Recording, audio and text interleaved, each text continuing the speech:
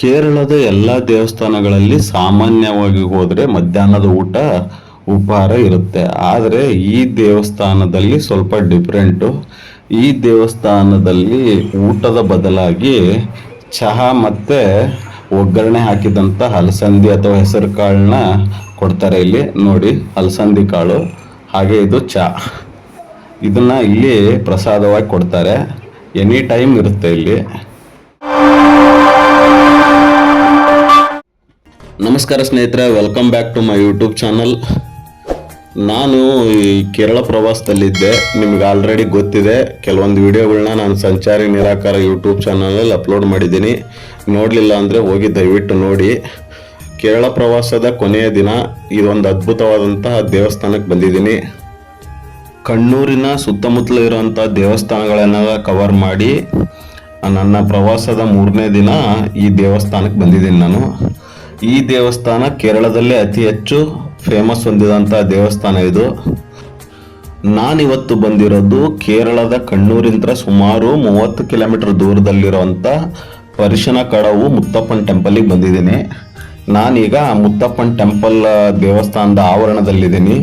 ಈ ದೇವಸ್ಥಾನಕ್ಕೆ ಮುಖ್ಯ ದ್ವಾರದ ಮೂಲಕ ಬರೋಕ್ಕಾಗಲ್ಲ, ಯಾಕೆಂದರೆ ದೇವಸ್ಥಾನದ ಮುಖ್ಯ ದ್ವಾರ ನದಿಯ ಅಭಿಮುಖವಾಗಿದೆ. ಹಾಗಾಗಿ ನದಿ ಮೂಲಕನೇ ಬರ್ಬೇಕು ಬಂದರೆ, ಇಲ್ಲಾಂದರೆ ಬ್ಯಾಕ್ ಸೈಡಿಂದ ಬರಬೇಕು. ನಾನು ಈಗ ದೇವಸ್ಥಾನದ ಬ್ಯಾಕ್ ಸೈಡಿಂದ ದೇವಸ್ಥಾನದ ಒಳಗೆ ಎಂಟ್ರಿ ಆಗ್ತಿದ್ದೀನಿ. ನೋಡಿ, ನಿಮ್ಮ ಎದುರಿಗೆ ಕಾಣಿಸ್ತಿತ್ತಲ್ಲ, ಸುಮಾರು ಈ ದೇವಸ್ಥಾನದ ಅಂದರೆ ಗರ್ಭಗುಡಿಗೆ ಹೋಗ್ಬೇಕು ಅಂದರೆ ಒಂದು 100-150 ಮೀಟ್ರು ಈ ಕಾರಿಡಾರ್ ದಾಟ್ಕೊಂಡು ಹೋಗ್ಬೇಕು. ಅಂದರೆ ದೇವಸ್ಥಾನದ ಬ್ಯಾಕ್ ಸೈಡಿಂದ ಹೋಗ್ಬೇಕು. ನಾನೀಗ ದೇವಸ್ಥಾನದ ಒಳಗೆ ಹೋಗ್ತಿದ್ದೀನಿ. ನಿಮ್ಮ ಎದುರಿಗೆ ಕಾಣಿಸುತ್ತೆ ನೋಡಿ, ಇಲ್ಲಿ ಬೋರ್ಡ್ ಹಾಕಿದ್ದಾರೆ, ಪರಸನಕೋಡು ಮುತ್ತಪ್ಪನ್ ಟೆಂಪಲ್ ಅಂತ ಅಂದು. ಇದು ದೇವಸ್ಥಾನದ ಹಿಂಭಾಗಿನ ಆವರಣ. ಇದು ಇಲ್ಲಿ ಬಲಭಾಗಕ್ಕೆ ಹೋದರೆ ಊಟದ ಹಾಲ್ ಇದೆ. ಇದು ಹೀಗೆ ಇಲ್ಲಿ ಕಾಣಿಸುತ್ತೆ ನೋಡಿ, ನಿಮ್ಮ ಎದುರಿಗೆ ಕಾಣಿಸ್ತಿದೆ ಅಲ್ಲ, ಇದು ದೇವಸ್ಥಾನದ ಹಿಂಭಾಗ. ನಾನು ದೇವಸ್ಥಾನದ ಎಂಟ್ರಿ ಆಗಬೇಕು ಅಂತ ಅಂದರೆ ಮುಂಭಾಗದ ಮೂಲಕ ಎಂಟ್ರಿ ಆಗ್ತೀನಿ. ನಿಮಗೆ ತೋರಿಸ್ತೀನಿ ಹೇಗೆ ಹೋಗೋದು ಅಂತ ದೇವಸ್ಥಾನಕ್ಕೆ. ಇಲ್ಲಿರುವಂತಹ ಪರಿಶನ ಕಡವು ಮುತ್ತಪ್ಪನ ದೇವಸ್ಥಾನ ವಿಷ್ಣು, ತಿರುವಪ್ಪನ್ ಮತ್ತು ಶಿವ ವೆಲ್ಲಾಟಂ ರೂಪದ ಮುತ್ತಪ್ಪನ ದೇವರಿಗೆ ಅರ್ಪಿತವಾದಂಥ ದೇವಸ್ಥಾನ ಇದು. ಅಂದರೆ ವಿಷ್ಣುವನ್ನ ತಿರುವಪ್ಪನ್ನು ಮತ್ತು ಶಿವನ್ನ ವೆಲ್ಲಾಟಂ ಅಂತ ಕರೀತಾರೆ. ಇಲ್ಲಿ ಜಾತಿ ಮತ ಭೇದ ಇಲ್ಲದೆ ಎಲ್ಲರಿಗೂ ಮುಕ್ತವಾಗಿ ಅವಕಾಶ ಇದೆ ಈ ದೇವಸ್ಥಾನಕ್ಕೆ. ನಾನು ನಿಮಗೆಲ್ಲ ಹೇಳಿದ್ದೆ, ದೇವಸ್ಥಾನದ ಹಿಂಭಾಗಲಿಂದ ನಾನು ಬಂದಿದ್ದೀನಿ. ಹಾಗೆ ದೇವಸ್ಥಾನದ ಈ ಮುಂಭಾಗನ ಹೋಗ್ತಿದ್ದೀನಿ. ಅಂದರೆ ಮುಖ್ಯ ದ್ವಾರ ಸಿಗುತ್ತೆ ನಿಮಗೆ, ಆದರೆ ಮುಖ್ಯ ದ್ವಾರಕ್ಕೆ ಬರೋ ರೋಡು ಹಾದಿ ಇಲ್ಲ ಅದಕ್ಕೆ. ಅದು ನೋಡು, ನದಿ ಇದೆ. ಈ ನದಿ ಹೆಸರು ಬಂದ್ಬಿಟ್ಟು ವಲ್ಲಪಟ್ನಂ ನದಿ. ಇದು ಈ ನದಿಯ ದಂಡೆಯ ಮೇಲೆ ಈ ಮುತ್ತಪ್ಪನ ದೇವಸ್ಥಾನ ಇರೋದು. ನೋಡಿ, ಈಗ ದೇವಸ್ಥಾನದ ಮುಂಭಾಗದಲ್ಲಿದ್ದೀನಿ ನಾನು, ಮುಖ್ಯ ದ್ವಾರದಲ್ಲಿ. ಈಗ ದೇವಸ್ಥಾನದ ಒಳಗೆ ಹೋಗ್ತೀನಿ. ಅಲ್ಲಿ ದೇವಸ್ಥಾನದ ಒಳಗೆ ವಿಡಿಯೋ ಫೋಟೋಗ್ರಫಿಗೆ ಅಲವಿಲ್ಲ, ಆದರೂ ನಾನು ಫೋಟೋ ಹೊಡ್ಕೊಂಡು ಬಂದಿದ್ದೀನಿ, ನಿಮಗೆ ತೋರಿಸ್ತೀನಿ. ಈ ದೇವಸ್ಥಾನದ ಒಳಗೆ ಹೋಗ್ತೀನಿ ನಾನು, ದರ್ಶನ ಮಾಡ್ಕೊಂಬರ್ತೀನಿ. ನೋಡಿ, ಅಲ್ಲಿ ಹಾಕಿದಾರಲ್ಲ, ವಿಡಿಯೋಗ್ರಫಿ ಫೋಟೋಗ್ರಫಿ ನಾಟ್ ಅಲೌಡ್ ಅಂತ ಹಾಕಿದ್ದಾರೆ. ನಿಮ್ಮ ಎದುರಿ ಕಾಣಿಸ್ತಿದೆಯಲ್ಲ, ಇದೇ ಮುತ್ತಪ್ಪನ ದೇವಸ್ಥಾನ. ಈ ದೇವಸ್ಥಾನದ ಗರ್ಭಗುಡಿಯಲ್ಲಿ ಈ ತರ ವಿಷ್ಣು ಮತ್ತು ಶಿವನ ಮೂರ್ತಿಗಳಿದವು. ನೀವು ಅಲ್ಲಿ ಹೋಗಿ ದೇವಸ್ಥಾನದ ಒಳಗೆ ನೋಡಿದ್ರೆ ಗೊತ್ತಾಗುತ್ತೆ. ಬಂಗಾರದ ಕವಚದಿಂದ ಮಾಡಿದಂತ ವಿಷ್ಣು ಮತ್ತು ಶಿವನ ಮೂರ್ತಿಗಳಿದವು. ಈ ಮುತ್ತಪ್ಪನಿಗೆ ಶ್ವಾನಗಳೆಂದರೆ ಅತಿ ಹೆಚ್ಚು ಪ್ರೀತಿ.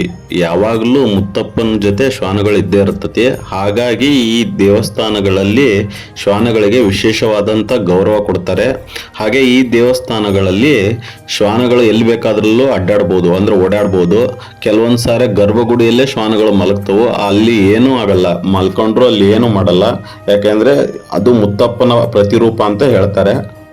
ನಿಮ್ಮ ಎದುರಿಗೆ ಕಾಣಿಸ್ತಿದ್ದಲ್ಲ, ಇದೇ ವಲ್ಲಪಟ್ಟಂ ನದಿ. ಇದು ಸಿಕ್ಕಾಪಟ್ಟೆ ವಿಸ್ತಾರವಾಗಿದೆ. ಈ ನದಿಯಲ್ಲಿ ಬೋಟಿಂಗ್ ವ್ಯವಸ್ಥೆನೂ ಇದೆ. ನಿಮಗೆ ಅಲ್ಲಿ ಮುಂದೆ ತೋರಿಸ್ತೀನಿ ನಾನು. ಈ ಮುತ್ತಪ್ಪನ ದೇವಸ್ಥಾನಕ್ಕೆ ಒಂದು ಇತಿಹಾಸ ಇದೆ. ಪುರಾಣಗಳ ಪ್ರಕಾರ ಈ ಮುತ್ತಪ್ಪನ್ನು ಇದೇ ನದಿಯ ತಟದ ಮೇಲೆ ಬ್ರಾಹ್ಮಣ ದಂಪತಿಗಳಿಗೆ ಸಿಗ್ತಾನೆ. ಆ ಬ್ರಾಹ್ಮಣ ದಂಪತಿಗಳು ಈ ಮುತ್ತಪ್ಪನ ಎತ್ಕೊಂಡ್ಬಂದು ಪಾಲನೆ ಪೋಷಣೆ ಮಾಡ್ತಾರೆ. ಮುಂದೆ ದೊಡ್ಡವನಾದ ಮೇಲೆ ಮುತ್ತಪ್ಪನ್ನು ಬೇಟೆಗಾರನಾಗಿ ಬೇಟೆಯಾಡಿ ಮಾಂಸಾಹಾರ ಸೇವನೆ ಮಾಡ್ತಿರ್ತಾನೆ. ಇದು ಬ್ರಾಹ್ಮಣ ದಂಪತಿಗಳಾದಂಥ ಮುತ್ತಪ್ಪನ ತಂದೆ ತಾಯಿಗೆ ಮಗನ ನಡವಳಿಕೆ ಇಡಿಸೋದಿಲ್ಲ. ಅವನನ್ನು ಮಾಂಸಾಹಾರ ತ್ಯಜಿಸಲು ಹೇಳ್ತಾರೆ. ಮುತ್ತಪ್ಪನು ಒಪ್ಪೋದಿಲ್ಲ ಅದಕ್ಕೆ. ಕಾಲಾನಂತರ ಮುತ್ತಪ್ಪನ್ನು ಮನೆ ತೊರಿತಾನೆ. ಮನೆ ತೊರೆದು ಕಾಡು ಸೇರ್ತಾನೆ. ಕಾಡು ಸೇರಿ ಕಾಡಿನಲ್ಲಿ ವಾಸ ಮಾಡ್ತಾ ಬೇಟೆ ಆಡುತ್ತಾ ಅಲ್ಲಿ ಬಂದಂಥ ಬಡವರಿಗೆ ಮತ್ತು ದೀನದಲಿತರಿಗೆ ಸಹಾಯ ಮಾಡ್ತಾ ದೈವಿಕ ಶಕ್ತಿಯನ್ನು ಪಡ್ಕೊಳ್ತಾನೆ. ಮುಂದೆ ದೈವಿಕ ಶಕ್ತಿಯನ್ನು ಪಡ್ಕೊಂಡ್ಮೇಲೆ ಅಲ್ಲಿರೋಂಥ ಜನರಿಗೆ ಇವನು ದೇವರಾಗಿ ಕಾಣ್ತಾನೆ. ಹಾಗೆ ಪರಿಶಿನ ಕೇಡೂರಿನಲ್ಲಿ ಬಂದು ಮುತ್ತಪ್ಪನಾಗಿ ನೆಲೆ ನಿಲ್ತಾನೆ. ದೇವಸ್ಥಾನದ ಎಡಭಾಗದಲ್ಲಿ ಸ್ವಲ್ಪ ಮುಂದೆ ಬಂದರೆ ನಿಮಗೆ ಕಾಣಿಸುತ್ತಲ್ಲ, ಇದು ಕಾರಿಡಾರು. ಅಂದರೆ ನದಿಗೆ ಹೊಂದ್ಕೊಂಡೇ ಕಾರಿಡಾರ್ ಮಾಡಿದ್ದಾರೆ ಓಡಾಡಲಿಕ್ಕೆ. ಹಾಗೆ ಬೋಟಿಂಗ್ ವ್ಯವಸ್ಥೆ ಇದೆ. ಇಲ್ಲಿ ನೋಡಿ, ನಿಮ್ಮ ಎದುರಿಗೆ ಕಾಣಿಸ್ತಿದೆ ನೋಡಿ, ಆಲ್ರೆಡಿ ಒಂದು ಬೋಟ್ ನಿಂತಿದೆ. ಇಲ್ಲಿ ನೀವು ಪ್ರೈವೇಟಾಗಿ ತೊಗೋಬೋದು, ಫ್ಯಾಮಿಲಿ ಸಮೇತನೂ ಹೋಗ್ಬೋದು. ಇಲ್ಲಿ 2-3 ಥರದ ಬೋಟಿಂಗ್ ವ್ಯವಸ್ಥೆ ಇದೆ ಇಲ್ಲಿ. ನಮಗೆ ಸಮಯದ ಅಭಾವ ಇರೋದ್ರಿಂದ ನಾನು ಬೋಟಿಂಗ್ ಹೋಗಲಿಲ್ಲ. ನಾನು ಒಂದು ಅತ್ಯುತ್ತಮವಾದಂಥ ಟೈಮ್ ಸ್ಪೆಂಡ್ ಮಾಡ್ಬೋದು ನೀವು ಇಲ್ಲಿ. ಸಂಜೆ ನಾನು ಬಂದಿರೋದೇ ಸಂಜೆ, ಮತ್ತು ನಾನು ರಿಟರ್ನ್ ಬೆಂಗಳೂರಿಗೆ ಹೋಗೋಕ್ಕಿತ್ತು, ಹಾಗಾಗಿ ಆಗಲಿಲ್ಲ ಬೋಟಿಂಗ್ ಮಾಡೋಕ್ಕೆ. ನೋಡಿ, ನಿಮ್ಮ ಎದುರಿಗೆ ಕಾಣಿಸ್ತಿದೆಯಲ್ಲ, ಇದೇ ದೇವಸ್ಥಾನ.